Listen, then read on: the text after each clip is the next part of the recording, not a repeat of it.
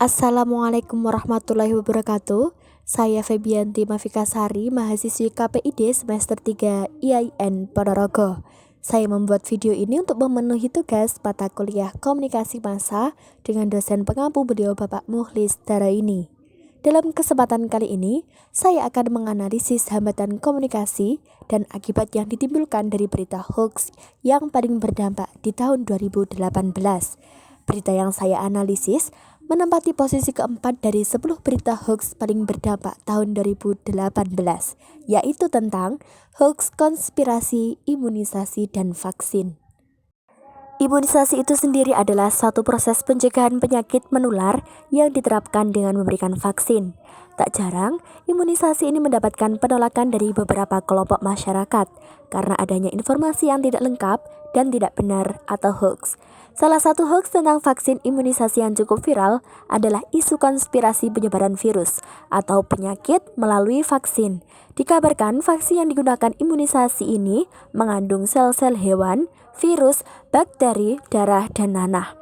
Padahal dalam imunisasi ini vaksin yang digunakan sudah dinyatakan aman dari pihak WHO.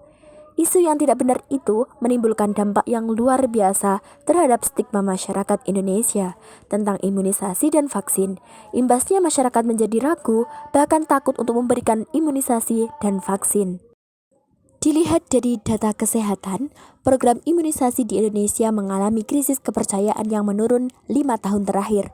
Hasil riset pada situasi global terkait menurunnya tingkat kepercayaan masyarakat terhadap vaksin di 67 negara menemukan berbagai faktor kompleks penyebab timbulnya keraguan terhadap program imunisasi, di antaranya politik, sejarah, hubungan dengan petugas kesehatan, dan faktor emosional.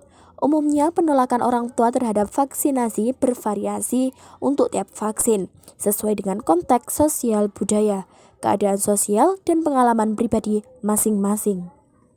Walau latar belakang para orang tua sangat heterogen, pola pengambilan keputusan orang tua terhadap vaksinasi memiliki gambaran yang sama. Faktor-faktor inilah yang mempengaruhi orang tua menolak atau menerima program imunisasi atau vaksin tertentu. Tingkat kepercayaan masyarakat kepada pemerintah dan keamanan vaksin merupakan faktor yang sangat penting. Kepercayaan masyarakat yang rendah dapat menyebabkan masyarakat enggan dan menolak program imunisasi. Penyebaran informasi tidak akurat lewat media massa memicu persepsi masyarakat terhadap penolakan dari kegiatan bidang kesehatan. Hambatan komunikasi ini dapat mempersulit dalam mengirim pesan yang jelas, mempersulit pemahaman terhadap pesan yang dikirimkan, serta mempersulit dalam memberikan umpan balik yang sesuai.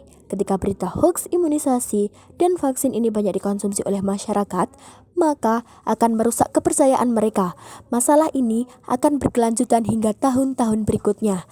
Maraknya konspirasi imunisasi dan vaksin membentuk sugesti komunikan untuk enggan melakukannya. Seperti sejak pemerintah mengumumkan vaksinasi COVID-19 di Indonesia, masyarakat telah dihadapkan dengan berbagai dilema pemberlakuan kebijakan ini. Melihat aktivitas masyarakat di media sosial, banyak ditemukan seruan kelompok yang menolak vaksin COVID-19. Platform dengan basis audio dan visual seperti Instagram dan YouTube lebih banyak digunakan untuk membangun wacana penolakan atas vaksin COVID-19. Dan netizen akan ikut berkomentar sejalan dengan isi konten tersebut. Oleh karena itu, berdasarkan survei dan analisis mendalam yang dilakukan, informasi media sosial di berbagai platform berpengaruh terhadap pandangan masyarakat atau netizen. Tentu, ini sangat bertolak belakang dengan komunikasi yang merupakan suatu proses penyampaian pesan dari komunikator kepada komunikan agar terjadi pengertian bersama. Ketika terjadi hoax, maka komunikasi yang sesungguhnya tidak akan berjalan dengan efektif. Seorang komunikator harus mengkomunikasikan pesan dengan yang sebenar-benarnya terhadap halayak melalui media massa. Proses komunikasi tidak akan berjalan apabila tidak didukung oleh berbagai elemen atau komponen komunikasi, seperti pengirim atau sender, pesan atau message, encoding, saluran atau channel, penerima atau receiver, decoding, umpan balik atau feedback, dan konteks. Setiap elemen atau komponen dalam proses komunikasi menunjukkan kualitas komunikasi itu sendiri.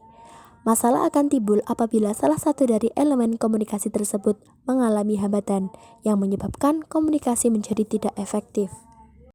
Dalam berita hoax, konspirasi imunisasi dan vaksin ini menunjukkan hambatan psikologis berupa prasangka terkait persepsi seseorang atau kelompok terhadap pesan yang disampaikan oleh komunikator.